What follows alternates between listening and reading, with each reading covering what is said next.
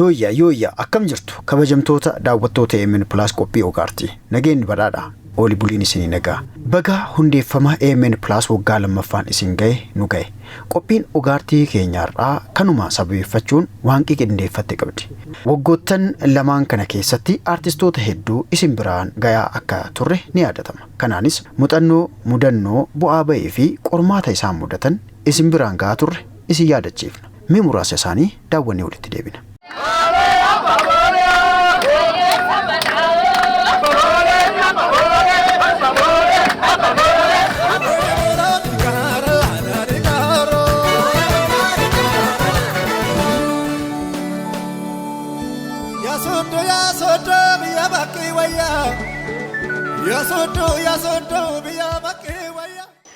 Akkamittiin abbootiin keenya wareegama guddaa kaffalaniitu biyya kana asiin gaani biyya kana lafa qabsiisanii utubaa ishee lafa qabsiisanii asiin gaan kan jedhu kan nutti agarsiisuudha.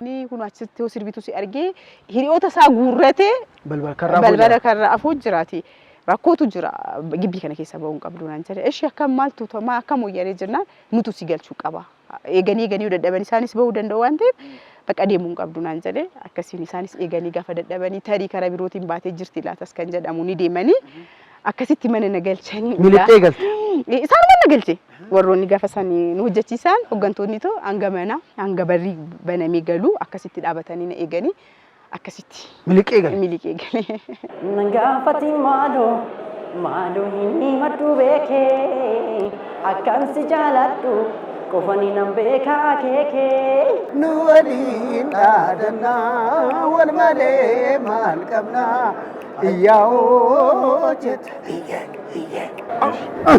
baga guyyaa kanaan si ga'e kabajamtuu haadha warraa goota jaalatamaa keenya baga guyyaa irraa geesse guyyaa irraa akkamitti ilaaltaa keessattuu hojiin irra hojjetame maal fakkaata garaa si ga'e Aceen yoo hojjetuun beektamii jira waan haceen hojjete sana xiqqoo dhuma ishee amma shaayii maankaa jirti miti ishiidhaan illee hin qixne waan ta'eef gara fuulduraa waan baay'een hojjedha waan ta'eef hojjechuu yaadasi nan yaalas waan ta'eef በጣም ነው ደስ የሚለው እውነት ለመናገር በጣም ነው የሚያስደስተው dhugaa dubbachuuf baay'ee nama gammachiisa sababni isaa kuni yeroo jalqabaa kiyya badhaasa akkasii irratti kaadhimamuun anaaf ulfinna guddaadha badhaasa Hacaaluu irratti hirmaachuu አዋርድ ላይ ኖሚኔት መደረጉ ሀዬ በሚለው ሙዚቃ የኔታች sirba kiyya hayyee jedhuun kaadhimamu haye haye haye nana wetilala haye haye haye badiyaf magala darara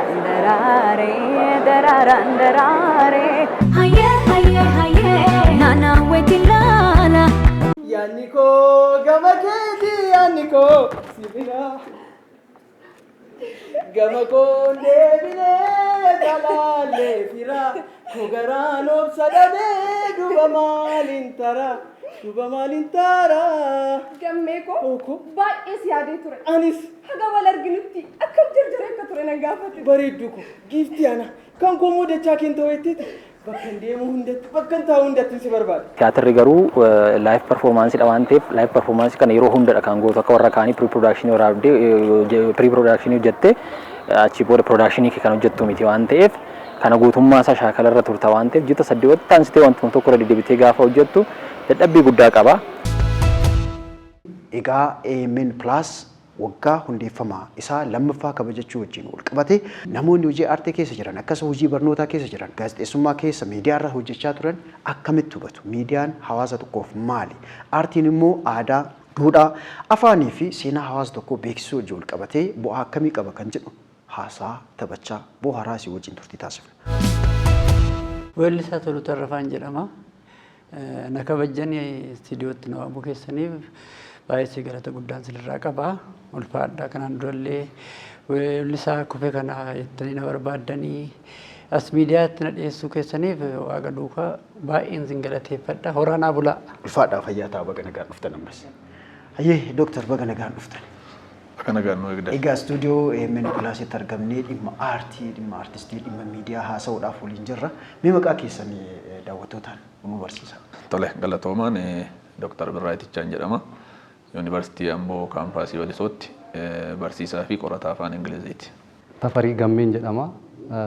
Gaazexeessadha. Baga nagaan dhuftan hundi keessanuu aartiin hawaasa tokkoof maali kan jedhu Dr. Birraatuu jalqabne. Jecha tokko yookiin hima tokko yookiin keeyyata tokkoon ibsinee keessaa bahuu hin dandeenyu. Yaadni isaa baay'ee bal'aa fi gadi fageenyaan qabudha.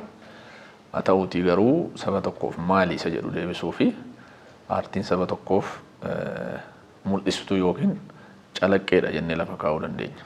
Afaan aadaa bifa adda addaatiin eenyummaa saba kanaa calaqqisiisuu fi aartiin calaqqeedha jennee yoo lafa keenye guutummaatti yoo ibsuu baate hamma tokko ni ibsa jedhee yaada. Maal jetta gaazexeessaa? Egaa Dooktar waa baay'ee na jalaa jedhee jira. Garuu uummanni tokko akka uummataatitti erga uummata ta'ee too uumame booda falaasama mataasaa qaba. Jiruu fi jireenya mataasaa qaba. Haala quubsamaa fi wantoota adda addaa kan maalummaa uummata sanii ibsan kan mataa isaa qaba. Uummanni sun addunyaa biratti akka mul'atu kan taasisu agarsiistuu cimaan, inpuutii cimaan aartiidha jedhee tanan fudhadhaan. Hayyee bareeda ulfaadha. Mee gara keessan deebi'e.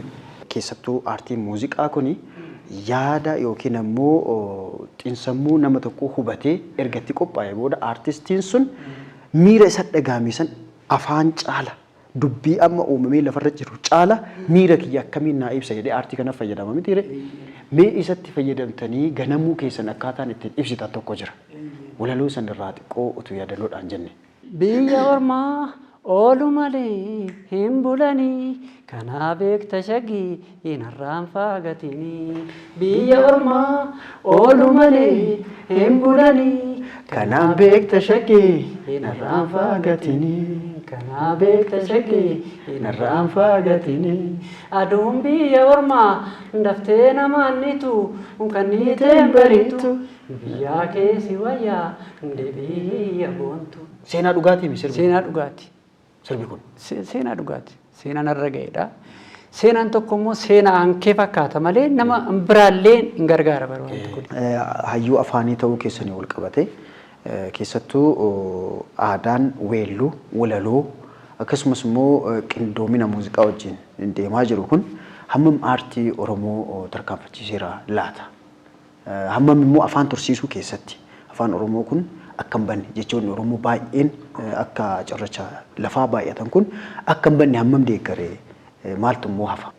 Sirna darbe keessatti qophiin afaan Oromoo tokko ture. Dhangaa kan jedhamu beektodee yaada qophii dhangaa. Sa'aatii tokko wayii qabdi iyyuu afaan Oromoo ETV keessatti. Sa'aatii 12:01. Sa'aatii tokko sana qo'annaas hojii biraas wanti jenne dhiisnee wal yaadachiisnee dhaqnee dhaggeeffanna. Maal jechuu barbaadetanii asitti humna aartiin sun barattootas ta'e hojjettoota namoota adda addaa walitti qabuuf qabu sitti agarsiisuu fadi. Aartiin kun afaanis haa ta'u, aadaas haa ta'u, eenyummaa keenyas haa ta'u tursiisuu fi humni isaa safaran qabu. Aartistoota qabna turree, aadaa qabna turree, waahallee qabna turree miidiyaa fayyadamuu irratti garuu hanqina guddaa ture. Leetalloon sirba ofii, aadaa ofii miidiyaan ibsachuu, hawaasatti beeksisuu, hawaasa bira ga'uu miti barachuuf waan ture isiniif ibsuun dogoggora ta'a.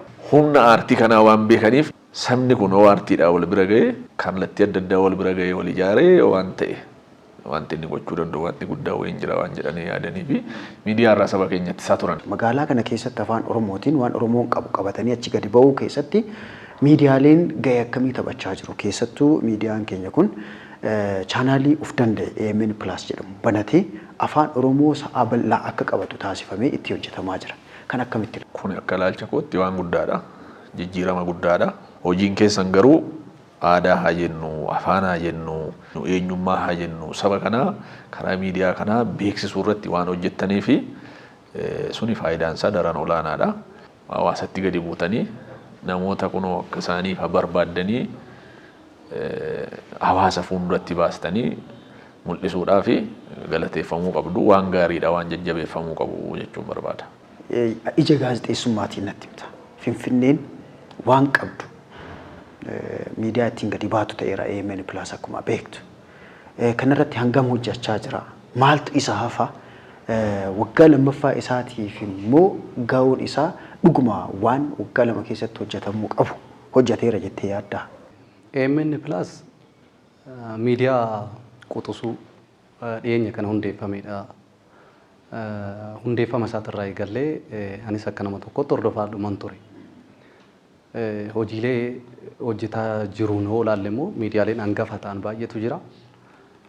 Hojiilee hojjetuun immoo fooyya'insa guddaatu jira.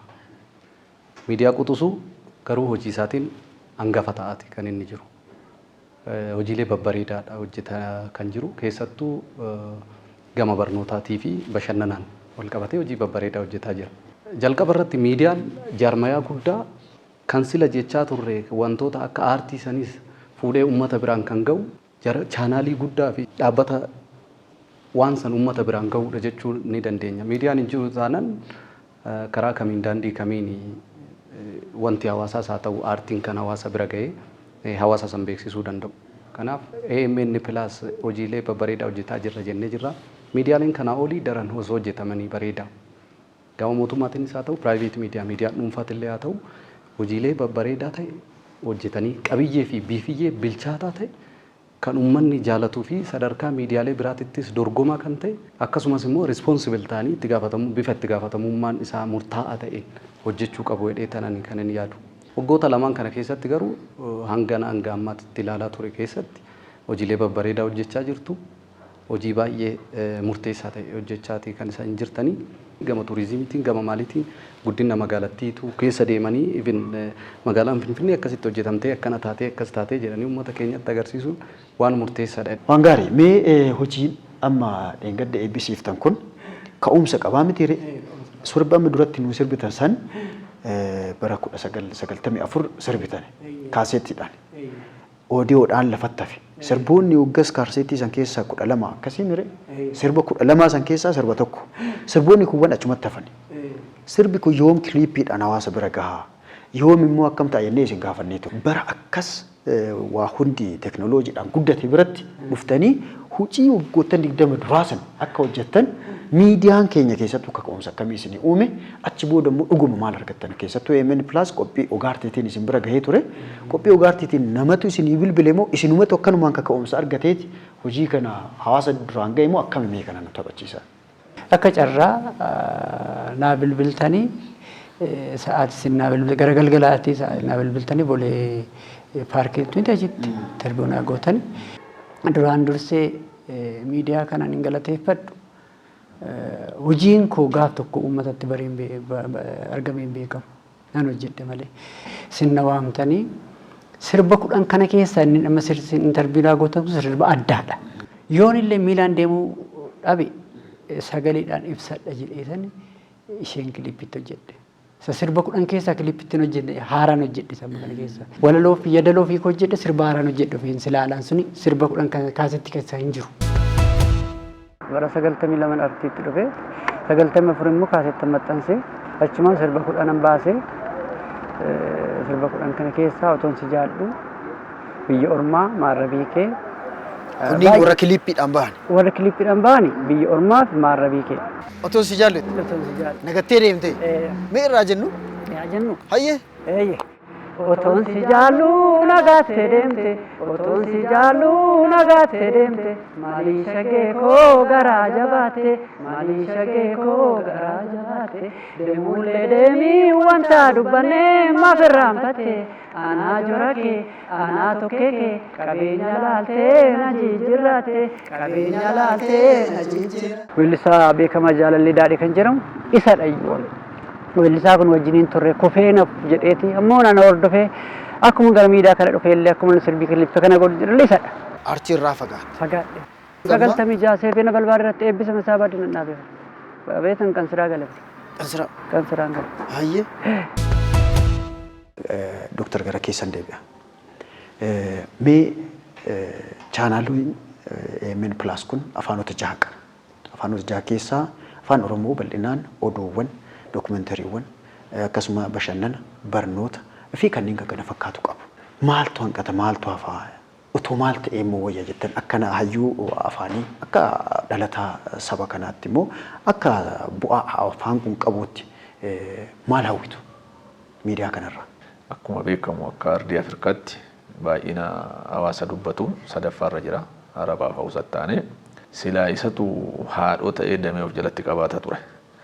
Haa ta'u akkuma sila kaleessarra har'awaa wayyuu fi damee ta'uu kana jalaa ba'ee of danda'ee chaaneelii mataasaa danda'e ta'ee damee of jalatti babal'ifatee qabaachuutu malee jalqabbiin jiru ba'eessa. Wanti nama gammachiisu fakkeenyaaf dargaggeessa akka kee miidiyaa reefu dhalate kana keessatti arguun yookiin qabaachuun waan haamilee namatti tolu. Sababi isaas xiiqii qabdaa, onnee qabdaa, dandeettii qabdaa, hawaasa immoo bal'aa si deeggaru aartiin isaa waraabamee hin dhumne keessaa baatee keessa jirta. Isaaniifis hojjechaa jirta. Kana hubachiisuun damee ta'uurraa gara jirma ta'utti even giddu galeessisaa Finfinnee ta'ee kutaalee Oromiyaa garaa garaatti damee banatee yookiin immoo wiirtuu wayii yookiin giddu galeessa banatee waan saba kana madaalu waan saba kana gitu hojjechuu danda'utu irra jiraata. Miidiyaa kana damee jala ba'ee of danda'ee akka dhaabbatu erga dhaabbatee immoo damee isaa babal'isee tajaajila hawaasa kana madaaluu danda'u akka kennu akka ta'uun hawwaa dhaamas. Akka nama miidiyaa keessa hojjetu qofatu tun ta'in akka nama Finfinnee beekutti maaltu hanqata maaltu ta'uu qaba? Keessattuu qophiiwwan miidiyaa keenya keessaa daawwattu wayii tuttuqxee kanarratti waan akkasiitu arginat tola. Wanni jettu illee yoo jiraate yaada dabalataa soo qabaatte olmatti carraasii kenna. AMN Plus utaaluu eegaleeti kan inni jiru garuu wantoonni taasisuu qabu maalidha? AMN Plus afaan Oromootiif airtime kenne qaba garuu afaanota birootiin illee hin hojjeta. Garuu afaan Oromoo akka Dr. Asii jedhan uummata miliyoona hedduun kan dubbatamuu fi sadarkaa Afrikaatitti afaan guddaa ta'edha. Kana eenyuyyuu haaluus hin danda'u. Waan lafarra jiru waan qabatama jirudha. Kanaaf sadarkaa Afrikaatitti afaan guddaa ta'e kana as biyya keessatti osoo hin ta'in miidiyaalee biyyoota Afrikaa birootirratti dhaqee afaan Oromoo akka dubbatu taasisuuf dhiibbaa uumuu qabna akka biyyaatti. Biyyi isin fayyadamti waan ta'eef jechuudha. AMN Plus akkuma afaan Oromootiif airtime kennee amma hojjetaa jiru osoo immoo AMN akka waliigalaatti dhaabbanni keessan sa'aatii 24 guutuu chaanaalii afaan Oromoo of danda'u taasisuudhaan hawaasa bira gahe gaariidha. Hojiin hanga ammaatti eegalee gaariidha. Hojiileen sagantaaleen akka ogaa artii kun artistoota fidanii gara uummataan wal beeksisuu fi kanneen kana fakkaatan kana sirriitti hojjechuun baay'ee murteessaadha. Hojiin ammaaf eegale gaariidha garuu hojii mana guddaa akka ofirraa qabu dubbachuun barbaada jechuudha. Yee galatoomii tafe gara keessan deebi'a. Wanni isin gaafadhu hojii gaarii hojjedhaa keessattuu bakka akkasii guddinoota akkasii irra deddeebi'ee naannee waan hojjedhu hedduu qaba kaka'uun isinaaf uumamee jira jettan. Mii karoorri keessan aadaa garasii kanneen dhaqxanii hojjechuu haa ta'u malee maal fa'aa irratti hojjechuu akka ta'e mee qoonni nu ibsitan yoo jiraate achumaan immoo yaada xumuraa yoo qabaatan. Waaqayyo daandii akkasin naasaaqxan yoo na gargaare rabbi yoo na gargaare naan hojjedha. Namni yaada waaqni immoo fiixaan baasaa akka nu yaadnu waaqni nu duukaa waaqni nu gargaare akkasin na gargaartan immoo waaqni na gargaara. Miidiyaa argachuu qofa otoo hin ta'in yaamicha keenya kabajtanii kana dura paarkii Boolee Bulbulaa keessatti amma immoo istuudiyoo AMN Plus keessatti nuuf dhufuu keessaniif maqaa daawwattoota keenyaatiin hedduu galatoomaa isiniin jenna. Isinis na barbaadanii istuudiyootti na waamtanii kabajaan peeroo keessaniif guddaan galateeffadha. Galatoomaa na jiraadha. Horaa bulaa. Dr. Isinis dhugaa waamicha keenya kabajtanii miidiyaan hawaasaaf bu'aa akkamii qaba? Aartiin hawaasaaf bu'aa akkanaa qaba jettanii beekumsa keessan irraa daawwattoota keenyaaf hiruudhaaf nu kabajtanii asitti argamuu keessaniif hedduu ulfaadhaa galatoomaa isiniin jenna. Isinis galatooma jabaadha. Taaffiyaatis ija miidiyaatiin, ija magalummaatiin akkasumas immoo aartiin miidiyaan bu'aa akkamii qaba waan beeknuuf waan baranneef qofa tun ta'in waan itti hojjetaa jirruuf quuqama sanarraa kaatee asitti argamtee yaada keenya ofiruu feeti ulfaadhootis. Galatooma ulfaadha. Egaa kabajamtoota daawwattoota Yemen Plus qophiin dhugaatii keenyaa hamma daawwattan kana fakkaata. Nu wajjin turuu keessaniif hedduu galatooma ulfaadhaa kan isin wajjin ture Anjinannus Waaqoti keessummoota koo kabajamoo yeroo ammaa asitti waliin jiru wajjin ta'aa waan irraa daawwattan irraa waa baay'ee argattan irraa bohaartan ittiin ashaqxan jennee abdii guddaa qabna. Nu daawwachuu keessaniif dachaa lama galatooma torban qophii biraatiin walitti deebinaa nama torbaan nu haa taasisu nagaatti.